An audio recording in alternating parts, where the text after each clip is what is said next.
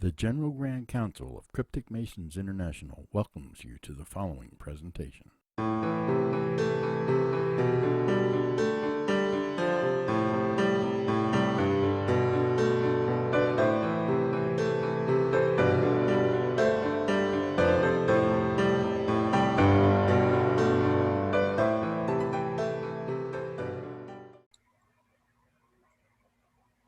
Good afternoon, everyone. I'd like to welcome you all to the May issue of the General Grand Council's Fireside Chat. I'd like to thank you all for taking the time out to be with us here today, and hope that this all finds you all in good health and in high spirits. Today we've got the pleasure of having most illustrious John Bridegroom, I believe most illustrious is I'm correct on that, as our guest speaker, and I look forward to a wonderful talk. There was a little mix up on the scheduling of this due to my travels and confusion on time, but I know John is always able to think on his feet, and I greatly appreciate it, John. Thank you. And before we get started real quick, Steve, why don't you kick us off with a quick prayer? Supreme Architect of the universe, thank you for this opportunity for our companions to meet from all over the world in the interest of open communication, learning, and just enjoying each other's experience. Thank you again for this time. In your name we pray. Amen. So mote it be. Così sia. And with that, I'll turn it over to John and take it away, sir. All right. Well, I appreciate that, Monty. Thank you so much for asking me to do this. It's always a pleasure to be with the General Grand Council and have an opportunity to talk to brethren all over the world. I kind of knew what I wanted to talk about tonight. And so even though there was a little bit of a mix-up in time and stuff, hopefully what I'll lack in organization, I'll make up for in sincerity. At least that's my hope.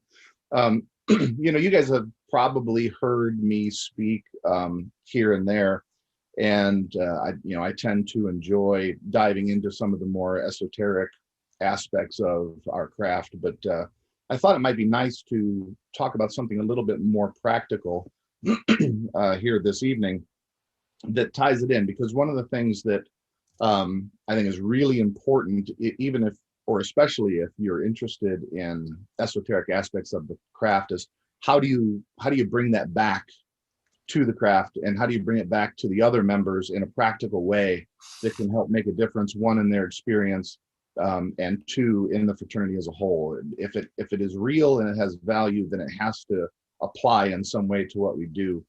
I've never really been someone who is concerned about membership. I've said on more than one occasion that if Freemasonry dwindled to 10 guys, but those 10 guys could sit in a room and have a meaningful conversation with each other and build each other up, then it still has value, and it's still important.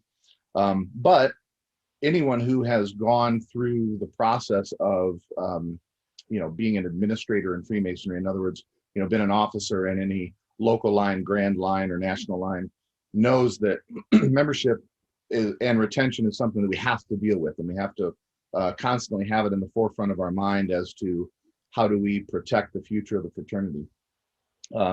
So I've long felt that probably the best tool that we can have, I've never been a fan of membership gimmicks and catchy taglines or new programs that are specifically designed like membership drives, because I've seen countless of them, as I'm sure all of you guys have, and the results are always lackluster, and there is no silver bullet, as they might say.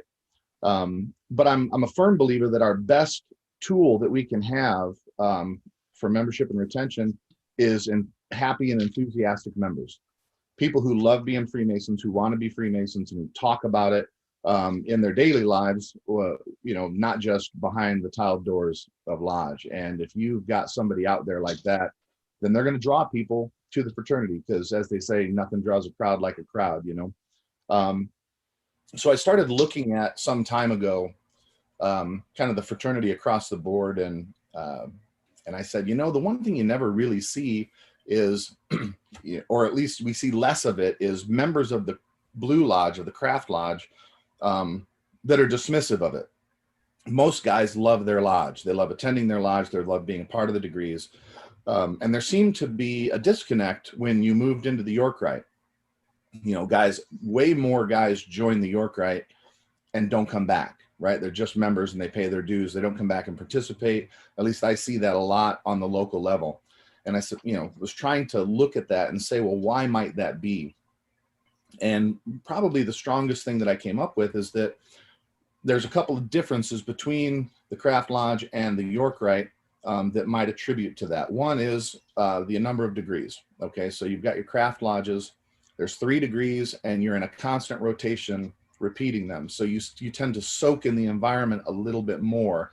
And as a result, you come to understand those degrees and remember those degrees a little bit more and a little bit easier in your daily life. Whereas in the York Rite, you know, especially if you've got a jurisdiction that's conferring the Super X, you've got 10 degrees.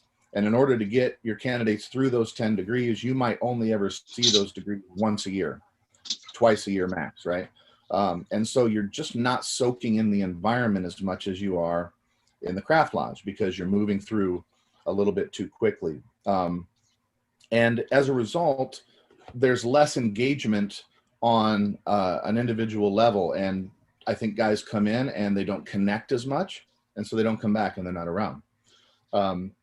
The other thing that I think is really important is that when we are in Craft Lodge, when we're in Blue Lodge, we are all very aware of the fact that we're being taught an allegory. And it's easier to be in that mindset. We know that we're not actually being taught a historical lesson necessarily on how King Solomon's temple was built, but we understand that what we're doing in Craft Lodge is applying the principles of architecture to character building. And so every time we hear these things that are happening in our lectures and in the presentations and even in the degrees themselves, we know that there is an allegorical application to our daily lives and how we should try to improve and be better. I noticed that a lot of times that disappears when guys come into the York Rite and they start thinking of it as if we're just telling them this historical story of the activities that happened during the building of King Solomon's temple and all of the things related to the Solomonic legend. So I think that another facet of it is trying to really impress upon our York Rite members that this too is allegory, and that there is a direct connection from the entered apprentice degree all the way through the York Rite, and that there's a straight line of instruction that happens that all relates to each other allegorically going through these degrees. And you know, there's a lot of examples of that we can point to for our members. You know, obviously when we're in the craft degrees, we know that we're building the temple of man, and all of the things that happen in there apply directly to us. You know, I'm always baffled when I see there's a couple of books out there that you can find that want to know more about Hiram Abiff as a real person. Who was Hiram Abiff, and was he real, and why does our account differ than what's in the biblical account? And you know, largely the reason is because we're not concerning ourselves with the historical nature of Hiram Abiff. In our degrees, Hiram Abiff represents the archetype of beauty and creation. And when you take the role of being Hiram Abiff in the degrees, then you are assuming that archetype of beauty and creation, which is slain, you know, in the manner that we know that happens in the degrees. And there's reasons why those individuals represent what they represent in that degree and why that happens. In the same way, you can look at, for example, in the chapter degrees, the Royal Arch degree takes place at the building of the second temple. So we can look at that and say, if all of the other Solomonic legend that we're taught takes place in the first temple, and we're building in that process the temple of man, the spiritual temple, then the second temple is the afterlife. It takes place at the second stage, which is why that is where we discover the true word, because that's when we get that revelation, is when we encounter the second temple. And in addition, you can take a look at the council degrees. And some of you have maybe seen my presentation that goes a little bit more in depth in this, but the council degrees in dealing with the secret vault is dealing with the secret repository deep within the heart of man, teaching us where the spark of the divine was preserved. And so in the council degrees, yes, we're telling the story, the Solomonic story of the secret vault, where it's built and all those details. But what we're really saying is that all of those things were preserved within the temple of man, and therefore the direct connection to the divine between man and the divine will always be there. It's always buried there, and the place to find it is to look within. And so the council degrees give us a very philosophical answer to where to find these treasures of Freemasonry. And if a candidate comes into the York Rite and all he thinks is that we're filling in a couple of historical details as to what he found in the Royal Arch degree, why would he come back and why would he be interested? He says, well, I already knew what the word was. We already found it over there. There's really no need for me to be concerned with the council degrees, because he doesn't fully understand what the allegory of the council degrees is trying to present to him. And so, I'm a firm believer that we have to find a way to educate the York Rite members as to how important these degrees are, what they allegorically teach, and how they're directly connected to the Blue Lodge degrees and the Craft Lodge degrees. So how do you do that? There's the way that I approached it in my jurisdiction was to try to look at each of those unique challenges and figure out how to deliver that to the new member when he comes in. And what we sort of developed is kind of similar. It's funny that, Monty, that you're doing this format here for the craft, because it's very similar to kind of what you're doing here with the Fireside Chats, as an opportunity to gather like-minded brothers around and have this opportunity for discussion and education. And we all, enjoy presentations, and we all enjoy listening to educated brothers, talk about their findings and their thoughts. And we always enjoy reading their books that they publish and the various magazines. But what the difference between that and what I'm going to talk about here in a second is that those are often one-way communication channels. It's an educated brother standing up in front of you and telling you what he thinks, you listening, absorbing it, and taking it home. And what I wanted to do was create an environment that was engaging to the member and valued what he has to say. So we created what in our locals jurisdiction, what we called roundtable discussions. A super inventive word, I know. What we did was, as we went through into the York Rite, we would do, say, the chapter degrees. And then at the culmination of the chapter degrees, we would have a night set aside where we would invite all the members as well as all of the new candidates. And we'd come into the lodge room and we would set up chairs in a big circle around the altar. And, a couple of us would kind of steer the conversation. I have some bullet pointed sheets that I kind of developed, and we go through and we talk about all of the chapter degrees. And we just spend a couple hours sitting around the room and saying, this is what happened in the Mark Master. This is what happened in the Past Master, Most Excellent Master, so on and so forth. And we just slowly talk about, okay, well, yeah, this is what happened, but what is that really allegorically trying to tell us? And then we try to create discussion between the members and the officers to draw out of the crowd what they think, what they feel. And you never know what perspective somebody is going to come in and have. And they say, oh, when I was going through the Mark Master degree, this happened and it reminded me of this event in my life, and how it applies. And what you start seeing is them taking the allegorical content of the degrees and applying it to their real world circumstances, which gives it some deeper and more striking meaning for them. And so we would do that with each of these bodies. We'd gather them around and we'd have a chapter roundtable discussion, and we'd have a council roundtable discussion and a commandery roundtable discussion. And there's some opportunities to play with the format a little bit. A couple of times we would do the roundtable discussion, for example, after the most excellent master degree. And we would only talk about the first 3 degrees and build up the Royal Arch degree as the capstone to the chapter. And we would do the same thing with the council, where we would, go through the council degrees, because in our jurisdiction, we confer both of them on the same night.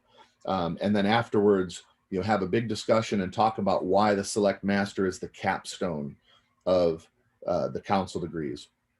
And this gives an opportunity to impress upon them the importance of those degrees on a level the same as the Master Mason degree, why that was the term, the capstone degree of the craft, and why these degrees are the capstones of each of their bodies and how they relate. So, what we started doing it, and it started being kind of successful, and it really started to grow to the point where we were getting 30, 35 people at these roundtable discussions, just all talking about how we feel about the York Rite, what they mean, how they apply to Blue Lodge. And what we've realized we were developing was lifelong York Rite members who would value the York Rite in the same way that they value their craft membership, because they no longer were seeing them as separated and as disconnected, and no longer seeing what was happening in the York Rite as unnecessary or just window dressing to Freemasonry. And I think that at the end of the day, we end up building stronger, more educated Freemasons, because they can talk about all of these aspects with their uninformed brethren, like the most excellent master, I believe, has in the charge, it says, wherever God may cast my lot, there I will be found dispensing Masonic light to my uninformed brethren, right? That should be a goal of all of us to do. And I think that what you'll find is that you'll build a stronger local York Rite, which will in turn build a stronger state York Rite. And, you'll have, I learned tremendous amounts just putting these things together, because I had to go and research and find things to stimulate conversation, which would then, build that night of the roundtable discussion. And there's a million resources out there. These fireside chats would be one of them. The lecture series that the General Grand Council is putting on is a great resource. And of course, the various Masonic publications out there and lecture series that are going on. There's ample material for you to sort of build these roundtable discussions in your local body. And I think that you'll find that it'll have a really positive effect. And I'm seeing it sort of catch on other places and grow, not just in the York Rite, but I see it growing in the York Rite, and I see my local Scottish Rite wanting to do similar things too, because they just don't have the opportunities to do deep dives into the content of these degrees. I think that ultimately, what we need to take away from it is that you talk, there's lots of reasons why you might say that people stay places and are a part of the organizations they belong to. But at the end of the day, it's as simple as that if people find value, they'll stay. And it's up to us to give them that value and to help them connect with it in a way that they value it, not just on Tuesday nights when they go to lodge, but they value it every day of the week when they're out there making decisions in their daily lives. And these degrees have, an incredible power to change a man's life and to make him better. And if we're not giving that to them, then shame on us. And, we get what we deserve when they don't come around, in my opinion. But, if they find value, I think they will stay. And this is one of the ways that we sort of used the esoteric aspects, the allegorical aspects of both the Craft Lodge and the York Rite to build that value for our members. And it's been really successful. So that's kind of what I wanted to share with you guys. And I'm interested to hear your thoughts, and I'm interested to see how you feel about it, or if you're doing similar things in your jurisdiction. But I think that, again, if you are looking for some ways to bolster the strength of the York Rite in your jurisdiction, I would encourage you to, as I would say it, don't forsake the current members for the prospective member.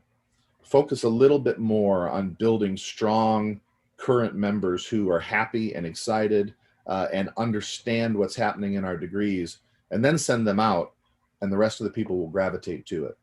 So, Monty, thank you so much. Okay. Thank you again, John, for an outstanding presentation. Does anybody have any questions or comments on the material John put out? I agree with John in that I'd love to hear your perspectives on what you're doing in your own jurisdictions or in your own local councils for educating your members and trying to improve that member experience to retain and as a consequence attract new members.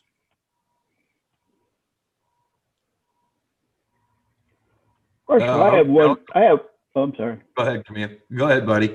I have one problem with our group when they do the masters, and it's like, if they did it so many times, it gets to be old hat sometimes. But I noticed at the end when they said you will receive this word as a temporary word, but they do not carry it any further, saying you get the true word later on when you get into the chapter and council. When I go to the meetings, I usually bring that subject up at the end, saying, there's more than that. Is not the last word. The last word will come later on, and there's more light at the end of the tunnel than just master. A lot of people think that once they're a master mason, they're done. They can wear all the jewelry. They're okay, they're fine. But you got to impress on the young people that this is an ongoing statement, and it's more of a spiritual end than a physical end. And I think after all the commotions that they have going on, they go, we've been through everything we've done, especially in the Scottish Rite. Scottish Rite has a tremendous EA and a master degree, but we just try to carry it further. That's my opinion. Yeah, I agree. It's a challenge always to, obviously from a York Rite perspective, it is very difficult to encourage the craft lodges to do that sort of thing. And certainly in some jurisdictions, you can really, get into some trouble if you're trying to push in the craft lodge setting that the craft lodge isn't the be all end all and that there's more to learn in the York Rite. But I do think as members, we all know that most of Freemasonry happens after the meeting when you're all standing out in the parking lot or whatnot. And that's where that's our time to shine. That's our time to ask those leading questions to that new guy that's come in and to try and bring him along, because I do think that in a lot of ways, the craft lodge experience is incomplete in its spiritual teachings. So I think you're right. I think there is there's a much fuller experience to be had by understanding and being a part of the York Rite, and we got to share that with them. I agree so much. That's true. If I could say one other thing, I know when I was the illustrious master and my cohort, he was the Grand High Priest, we traveled Louisiana and we developed a program for each of us, a little short program that we would go into the Blue Lodges and just give a short story of what's it about. A lot of do not even know about it. A lot of the old guys said, I never heard of it before. Now, whether it's their honor to be joking, I don't know, but the younger guys are a little more attentive to listening to us. Yeah. So, John, I'm sorry. No, please go ahead, Steve. So I absolutely agree with you. But even if you take it back, I just started a program with the lodge, and we've been kind of dancing in and out with it over the last year because of this lovely pandemic thing. But instead of focusing on any York Rite, I've actually taken it back to the lodge and I'm not focused on telling them about York, right? I'm just focused on exactly what you were talking about. Let's talk about degrees. Let's talk it. And what's happened recently, for the first time in a year and a half, I think it's at least a year, the lodge met last Tuesday. And so another interesting piece is our silver lining for the last year of patience and frustration and a whole bunch of other things is this Zoom anomaly that we are all getting better at, and more Masons than we ever would have expected, that the geeks of us ever would have expected to adopt as quickly. More Masons have adapted to it, at least partially, which means that the Worshipful Master said, sure, on our non-meeting nights, go ahead and do an education Zoom meeting, and that's where we're doing it. So it's kind of, this is a great time for you to say what you said. This is a great time for us to all go back to our Yorkite bodies, lodge, chapter, council, commandery, and do exactly what you described, John, because I believe that you just, that you want to talk about, you said the word silver bullet. John, I think you gave us one. I think you're right. And I think that's what everybody needs to do is focus on the craft. Yeah, I think, I mean, none of us, all of us here, I'm sure, know that nothing good comes without hard work. And, yeah, these things are kind of tough to put together sometimes because, I can tell you from my perspective, because I was one of the people that was putting it together, that, you become charged with trying to find out what to present to these guys. So I had to go back one at a time and take a hard look at the Mark Master degree, a hard look at the Select Master degree, you know what I mean? And try and walk through it and say, okay, well, what means something here and why? And, and here's the other thing that, maybe is worth mentioning. Not everything that is discoverable in these degrees is ancient history. It's the whole point of philosophy is that you take these sets of things and you apply them to your own life and come to your own solutions, right? And so we don't have to always know what guys who died 100 years ago said or thought about these degrees. We can look at them with fresh eyes in the 21st century and say, okay, well, what does this lesson mean for the way the world is today? The pandemic is a great example of that. How did we apply all the teachings of Freemasonry in our various jurisdictions when suddenly we couldn't be around each other, we couldn't talk to each other, we couldn't meet in our lodge? We found new ways to apply, the tenets of faith, hope, and charity. We found new ways to apply all of the things that we've learned in Freemasonry, and they're just as valid as what was happening 100 years ago. So, that's something that I think is important to share with the new guys that come in so that they don't feel like they're irrelevant. Their thoughts and their opinions on what these things mean are valid and will help us grow as much as the things that Mackey, and those guys said back in the day. So. Yeah, I think it's important to really encourage members, particularly the new members, that it's okay to ask questions, that it's okay to even challenge the logic of some of the ritual at times, just to promote the conversation. If they're never given that sense of it's okay to talk, it's okay to question, then they'll sit on the sidelines and they'll watch it a couple of times and then they'll fade away because they're bored. I've always seen our ritual as, kind of that almost like a Monty Python movie, like Holy Grail, where every time you watch it, you notice just something else that you missed the 100 times you've watched it before. Not necessarily comparing a ritual to be of that ilk, but every time I see the ritual, particularly if it's well exemplified ritual, you pick up on nuances that you've never thought of before.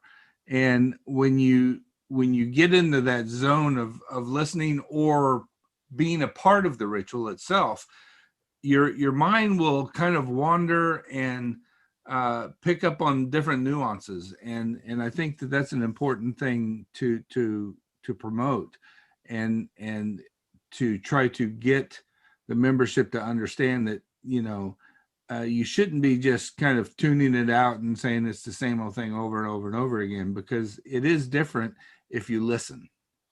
Yeah, and I mean that it changes as you grow. You know, the more you grow as a Mason and as a person, and the more you mature in the world, different things jump out at you and mean different things to you, because you are a different person watching that every time, you know. So It's kind of the difference between being there and being present. exactly. You have to be present in the moment, and be fully engaged mentally, or you know, it just, you miss so much. You know, there's so many lodges, councils, chapters, commanderies.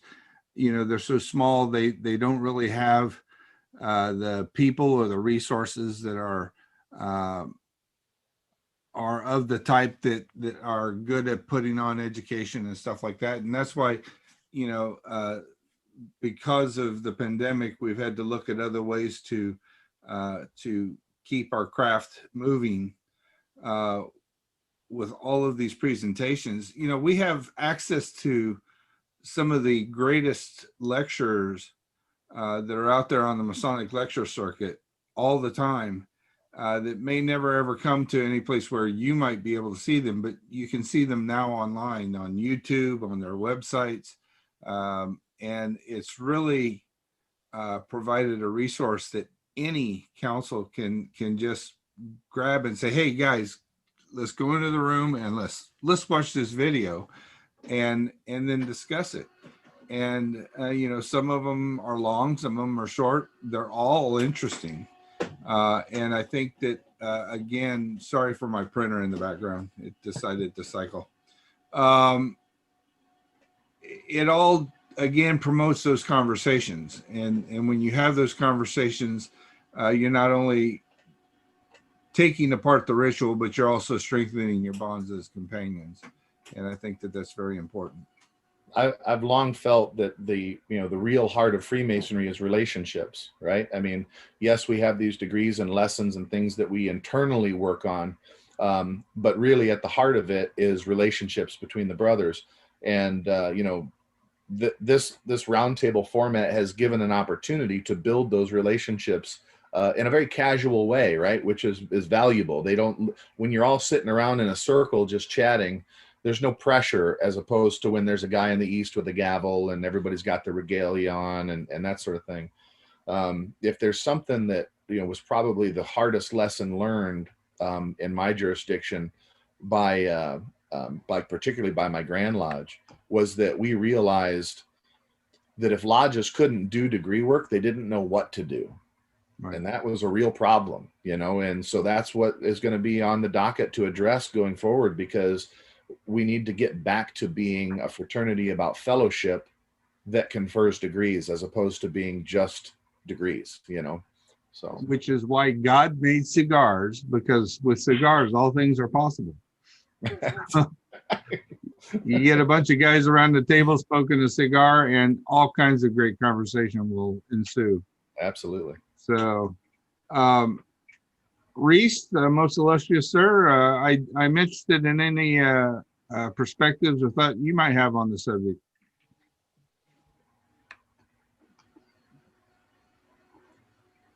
The Grandmaster of the Grand Council of Italy will like to say a few words about the situation in Italy, if you don't mind. Okay, one moment, Alessandro.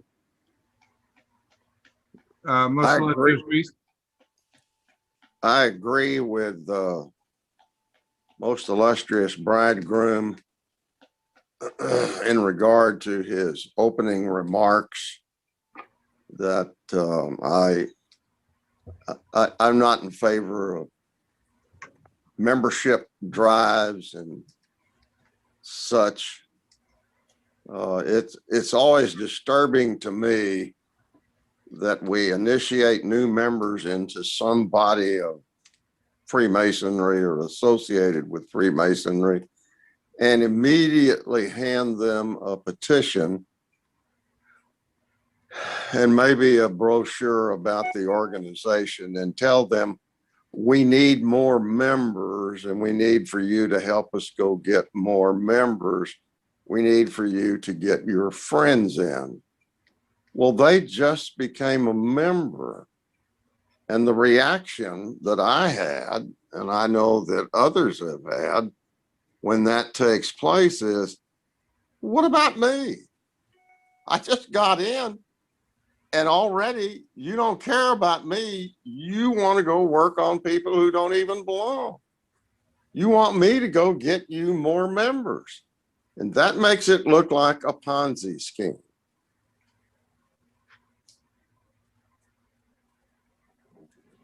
Absolutely.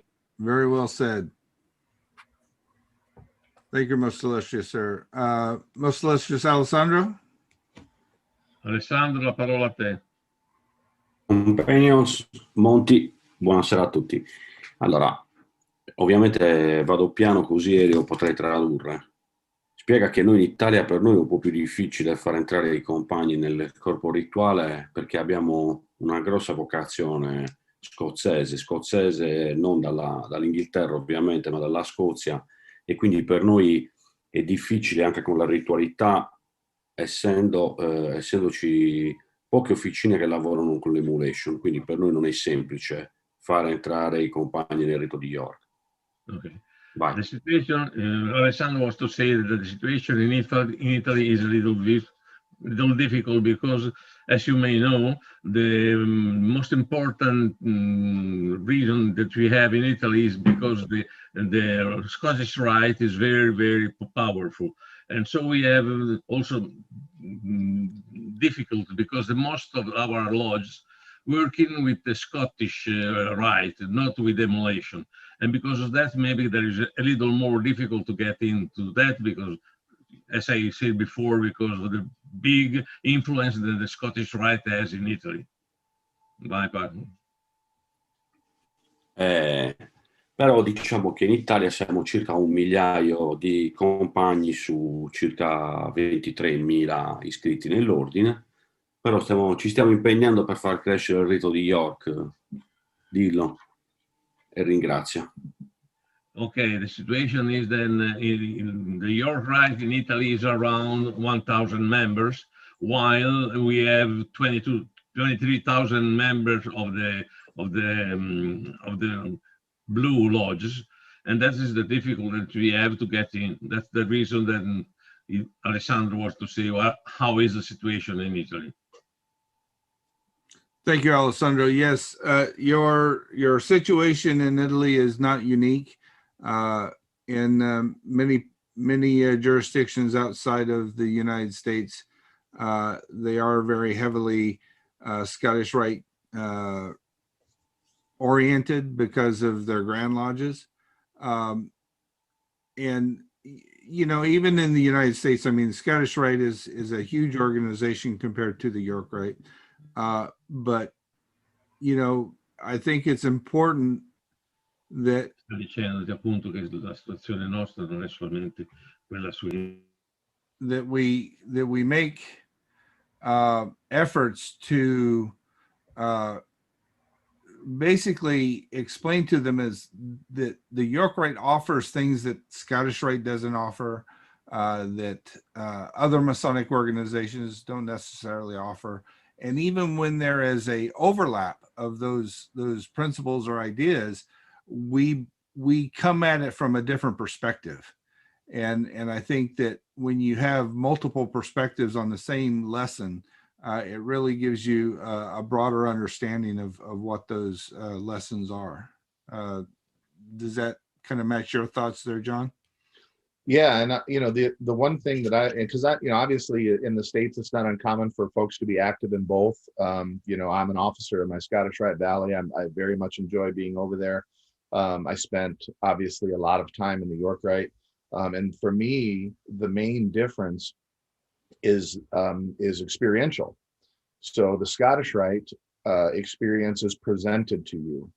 The York Rite experience you're immersed in, you know, and for me, that was a big difference in the enjoyment of it and how much it connected with me, because, you know, you get to be just like in Craft Lodge, you are a part of what's happening and you are engaged in it. And so that's one of the strongest points that I give to members when they join, because I certainly never want to pit the Scottish Rite against the York Rite. I think that does a disservice, one, to the organizations, but also to the member who's coming in, because he will find value in both.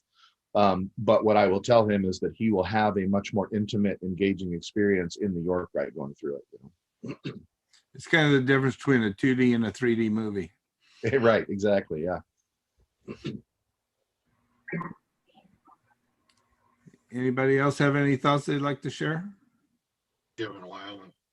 This year I was able, before they shut us down, I made sure that I got a hold of the Cryptic Masonry education course, and I made sure every one of my councils got a copy, plus the instructional one. I had done the same thing back when I was Grand High Priest a few years ago, and it was well received, so I did it again with the council, and it's been very well received. And I've suggested each one of them do something at each meeting with these courses. Some of our councils are, there's a few out there that aren't, and a lot of that is because they're very small and they're lucky if they can get enough people together. But education has been a big push on my part this year, and also our Grand Commander, also he has piggybacked with me on visits, and he pushes the same thing. So people are understanding that, especially the younger ones, we do need education, and we do need to know what's going on in these degrees and orders. So I'm all for pushing education. Thank you, James.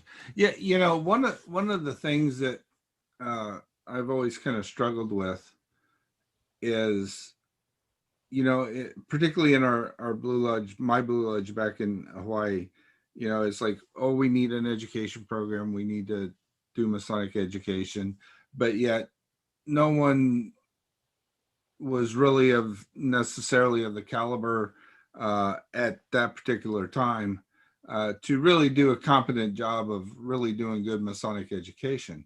But I think one of the things that we kind of miss out on is really getting the member to understand their responsibility in the world of Masonic education, and that is to educate themselves. I've always compared Masonry kind of to the American education system. When you go through high school, they give you the basics. They teach you read, write, math, you know, that kind of stuff. So they give you the basic tools. When you graduate high school, that high school is under no obligation after that to teach you anything else. And then you may go on to college or to a trade school, and again, they will teach you higher education. They will teach you how to do advanced math and better writing and all kinds of things. And it's intended to give you tools to where you can think on your own and to have original thought. And once you've graduated from whichever degree program, they're under no obligation to continue to educate you. They've done what they have obligated themselves to do for you. So the onus is on the individual to continue to educate them in whatever profession that they've chosen. If you don't stay current, you fall behind, and therefore you become less important to your employer. So it behooves you to stay current with whatever business that you're working in. I think Masonry is very similar. You know, when we do the 3 degrees of Masonry and we make a member a Master Mason, we've given him a toolbox and a couple of useful tools, and they could actually go out and they could build a house with that tool. They could build their own temple. It might be a small temple, but they could build one. Or they could put that toolbox on the shelf and let it gather dust. They're still a master builder in our eyes, but are they actually practicing their craft? when they go on to the advanced degrees of Scottish Rite, York Rite, Shrine, all of the other many organizations out there under the Masonic umbrella, they're giving additional tools. And, you know, are they just going to Harbor Freight and getting that great big shiny toolbox and just throwing their tools in there and it just stays there in their garage and they can show their friends, look at all these nice tools I have, and they don't know how to operate a single one of them?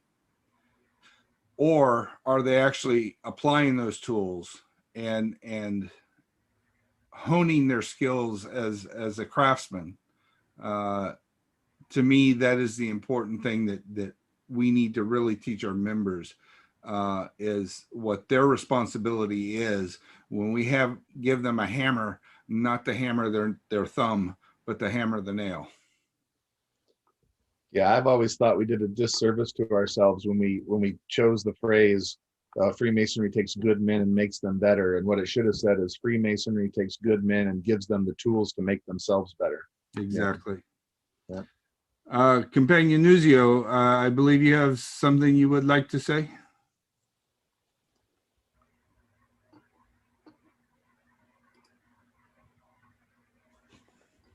Companion Nuzio, you need to unmute. Monty, the companion Nunzio Napoli. Yeah, Nunzio.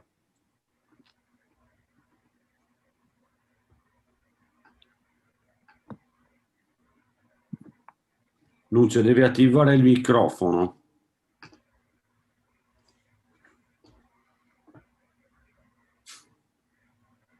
Alessandro is telling to Nunzio how to open the microphone. Yeah. And thank you for translating that, Leo. It's my pleasure.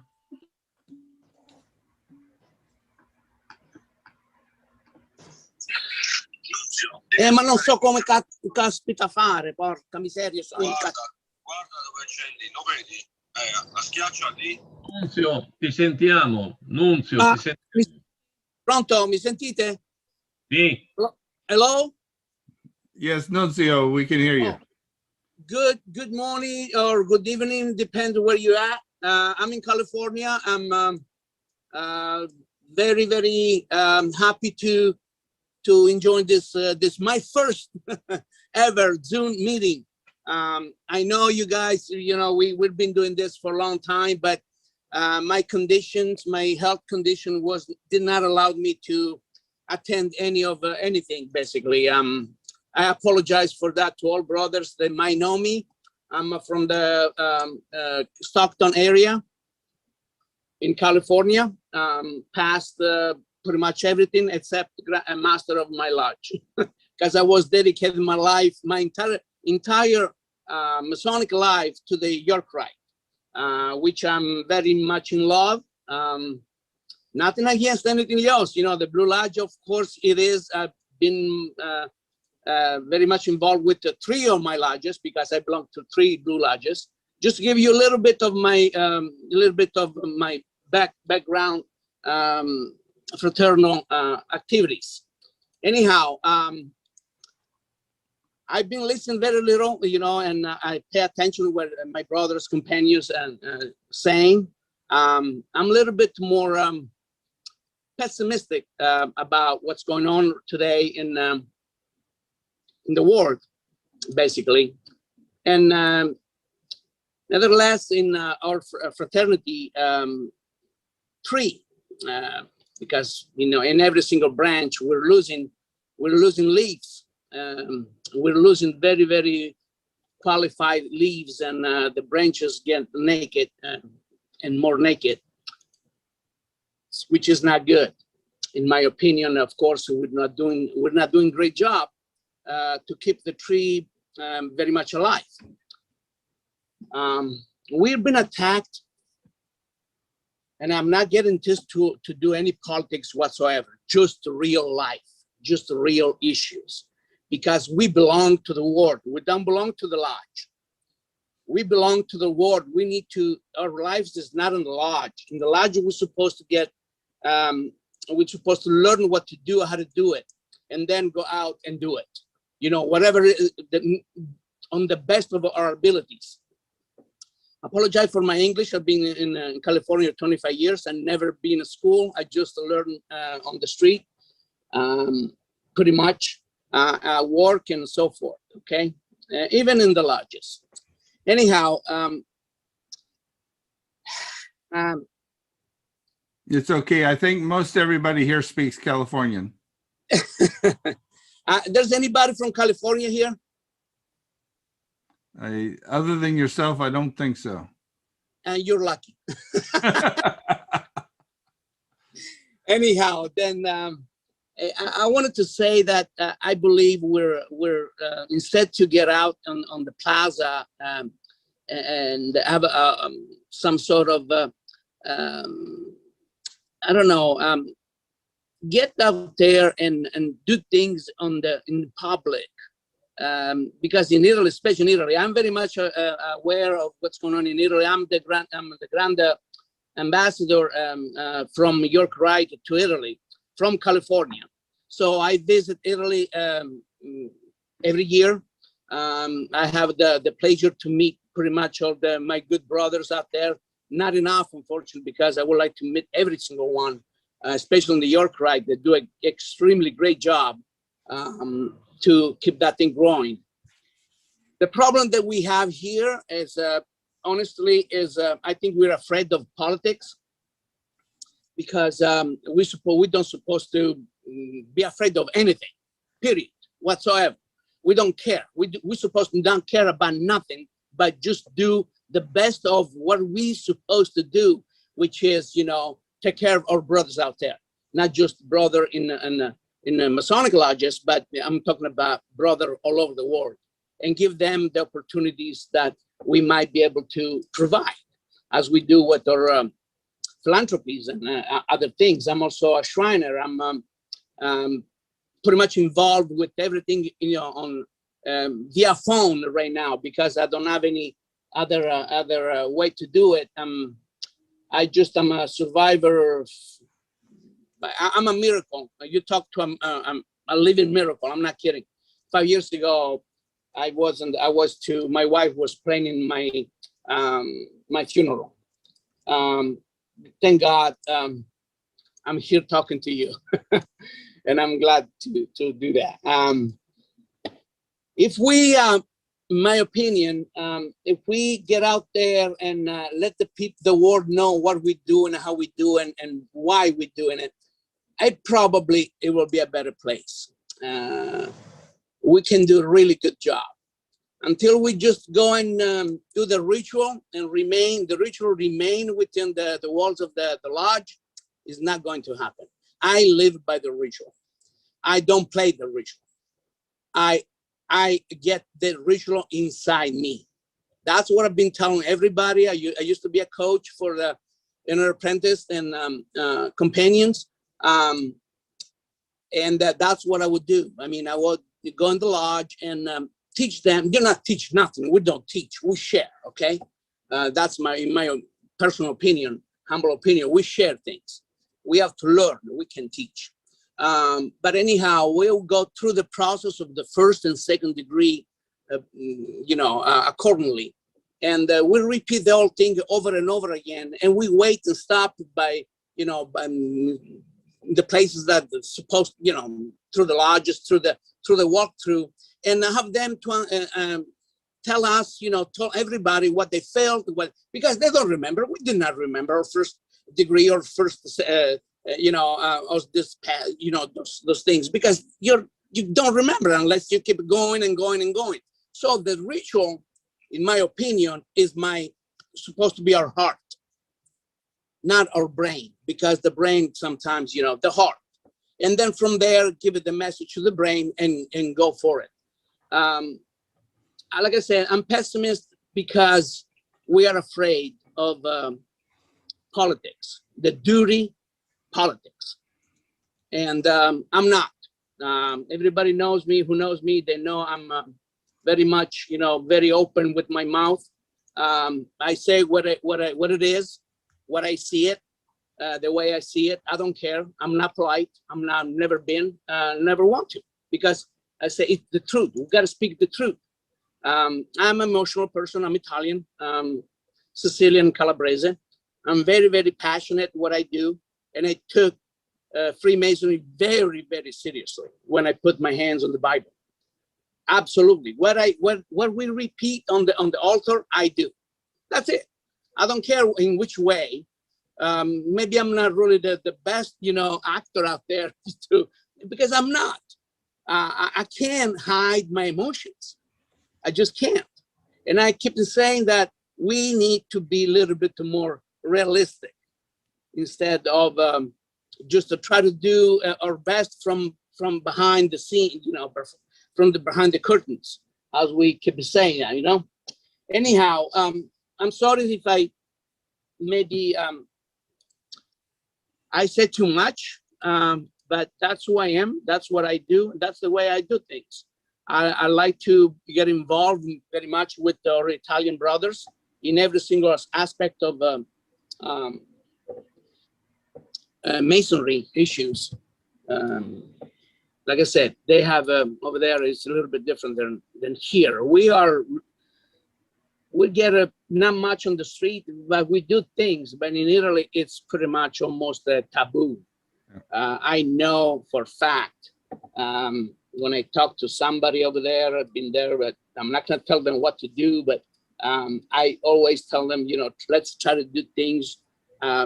Lately, I was trying to actually, because we had a lady that will give us 20 hectares of land with some construction buildings in there.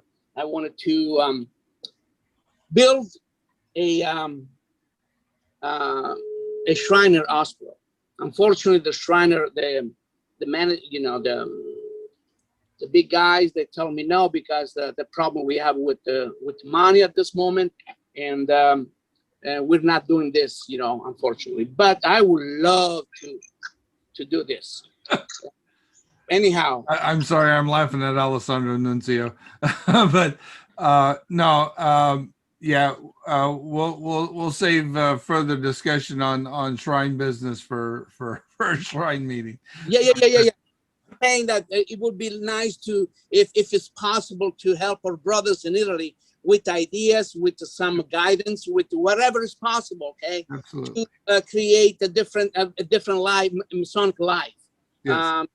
They're not as on the open as much we are here in the United States. Like I said, it's a little bit different. They have a lot of enemies, if you will, in the society that they have to take care. They have to worry about it also. But that's what I'm saying. Anyhow, I think I already said too much. Please. Thank you, Nunzio. And I know Alessandro, most illustrious Alessandro, is doing a great job at providing outstanding education for not just the cryptic Masons in Italy, but all Masons in Italy. He's setting a great example, and it's one I'm very proud to be associated with.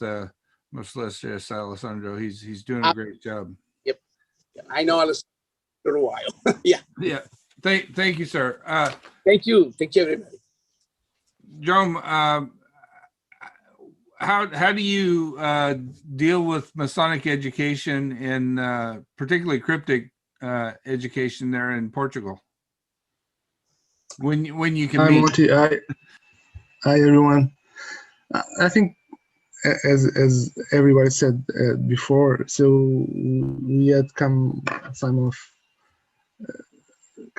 a point that we practice the ritual at a certain, until a certain point, but this year passed. That is because of the pandemic has put the focus on the importance of the education, and so we had some lectures from other brothers, to some Masonic lectures about the cryptic Masons, and not all the cryptic Masons, but also for the Royal Arch and some points of the Grand Commandery and Commanderies. So until now, I think that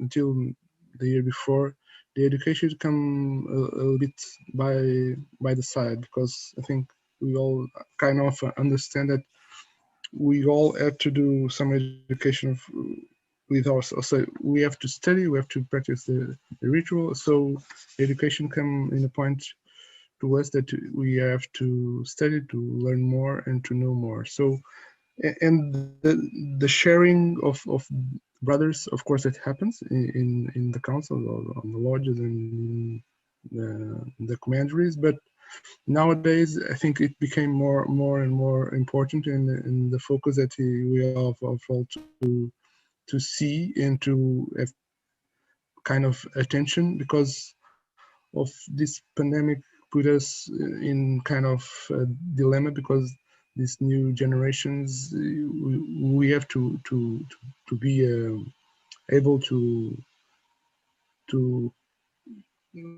how did they say that, do somehow don't let it go outside of the order. So, and they, in that point, it's important and it's crucial, I think.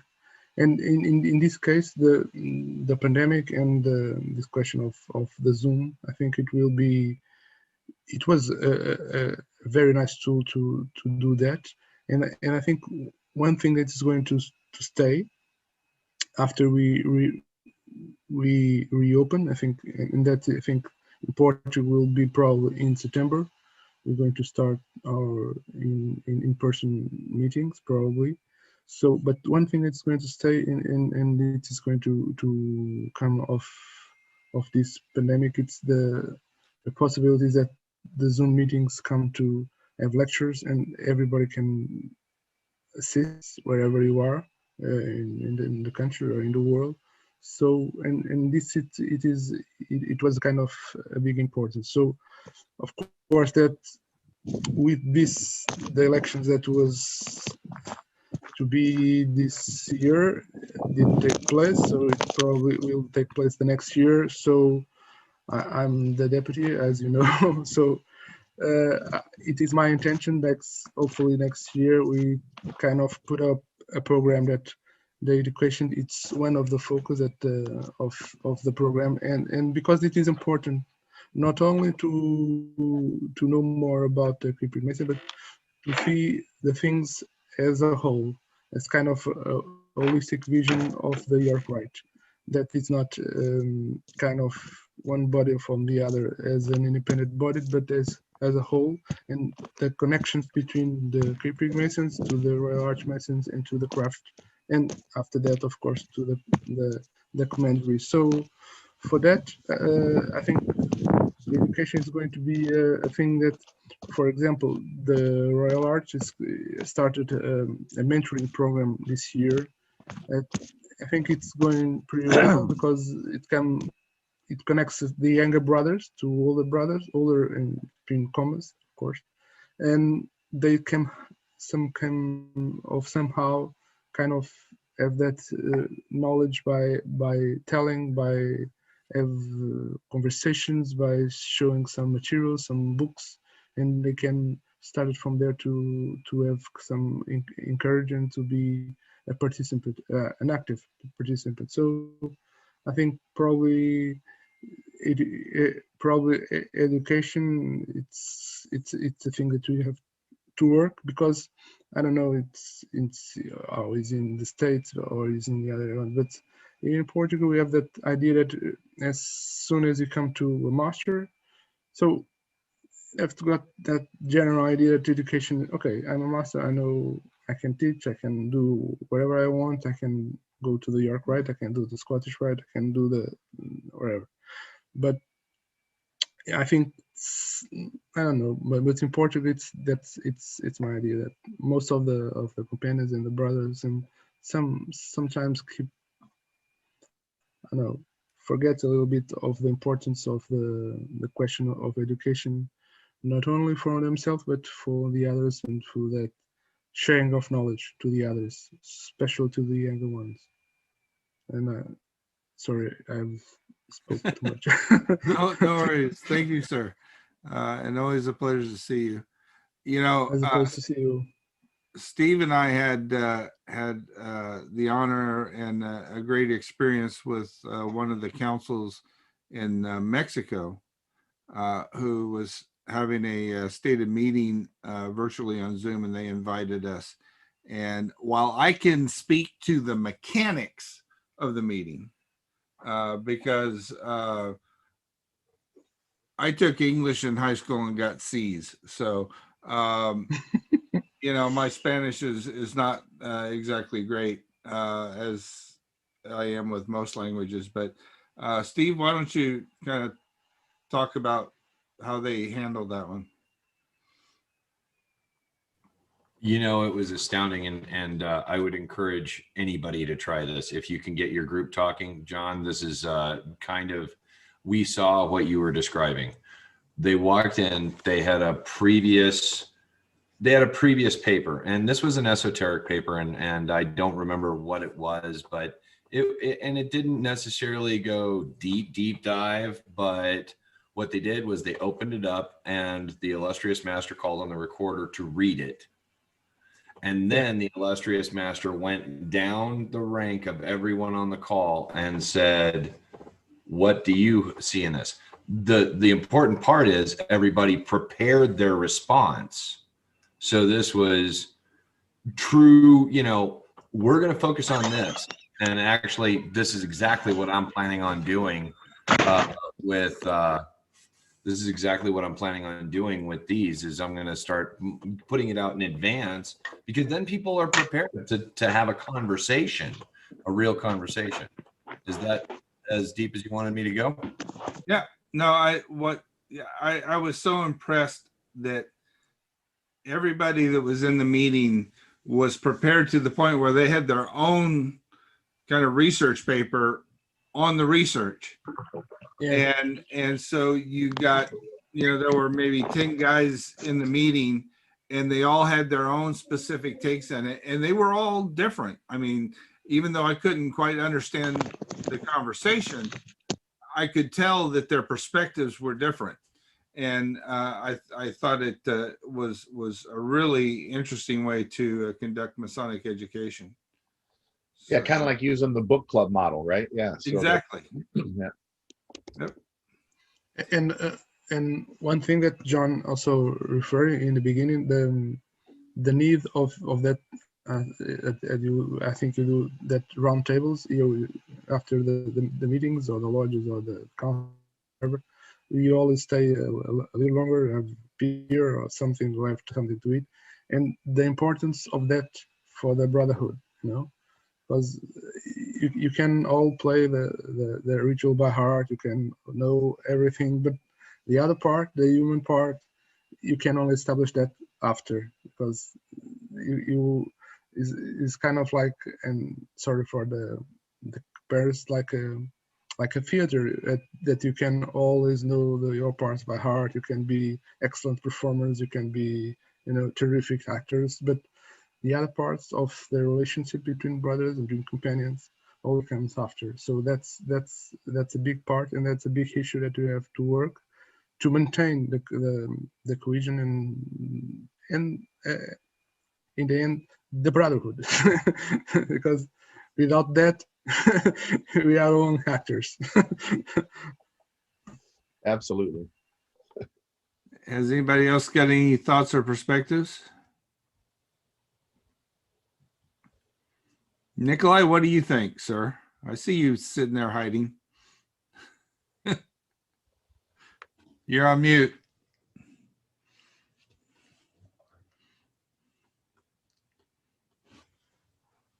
Oh, listen, I apologize. I've been a little late, but I really impressed by what I already witnessing and participating.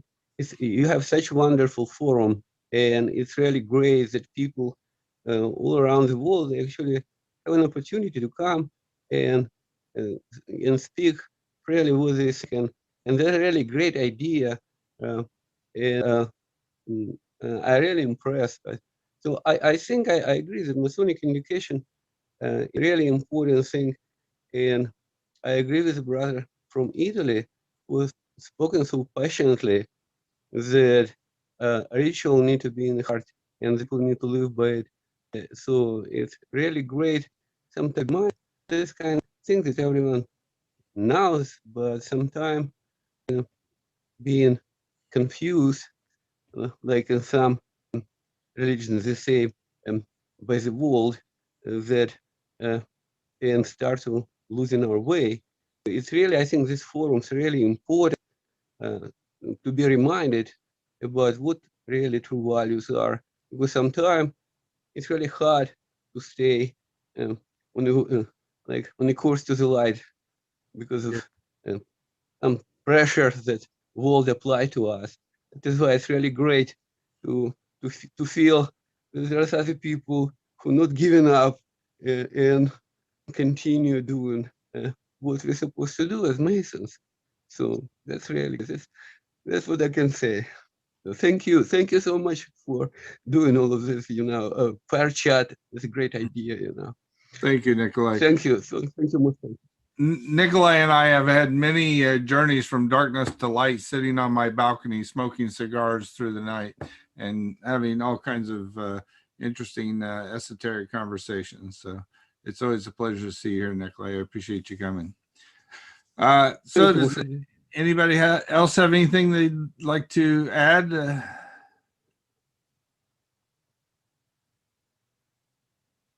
If not, John, I really appreciate you being here tonight and priming the mental pump for us and getting us having I think it was a great conversation. I thoroughly enjoyed it. It's great to get the perspectives from so many people all over the world. And I think it's been very productive, and I hope everybody else feels the same way. Thank you, Monty. I really appreciate it. And it has been great to hear all this discussion from brothers literally across the world. I feel very privileged to have the opportunity to kind of be in the presence of some of these folks and have an opportunity to spark the conversation, which has really been wonderful. And I guess, the one takeaway I would say, since we do have a lot of leaders here, is as much as we worry about membership, just also know that we need to cultivate a great experience for our existing members, because they are our walking billboards everywhere they go, and they will project what they feel. So let's give them something worth projecting, Yeah, I believe that our current members have the greatest impact upon our membership. Yes. And if we don't take care of them, our membership will continue to decline. So I'd like to, again, thank everybody for being here. Most illustrious Reese, most worshipful Reese, I really appreciate you being here today. And I hope you found it interesting and will participate again in the future, along with everybody else that was on the call today. Again, this will happen again the last Sunday of June. Holidays notwithstanding. I don't think there's any holidays at the end of June, but I miss those all the time anyway. So, but again, thank you, everybody. And Steve, is there a bumper or anything at the end of this that you need to do, or? There isn't a bumper, but I would encourage the use of the fourth Sunday as a habit, because otherwise we might run into obstacles again. Like Memorial Day weekend? Well, no. Speakers thinking or my vacation time, and me just losing track of what day I set it for. Yeah, that happens to me all the time, as you well know. With that, John Miller, why don't you give us a closing prayer, and we'll take it home. Sure thing. Everybody assume an attitude of prayer. Grand Architect of the Universe, thank you very much for this opportunity for us to gather together as brothers and friends. Thank you very much for sending such a great speaker our way. Please make sure you bless those overseas fighting for our freedoms, as well as our first responders. In your name, amen.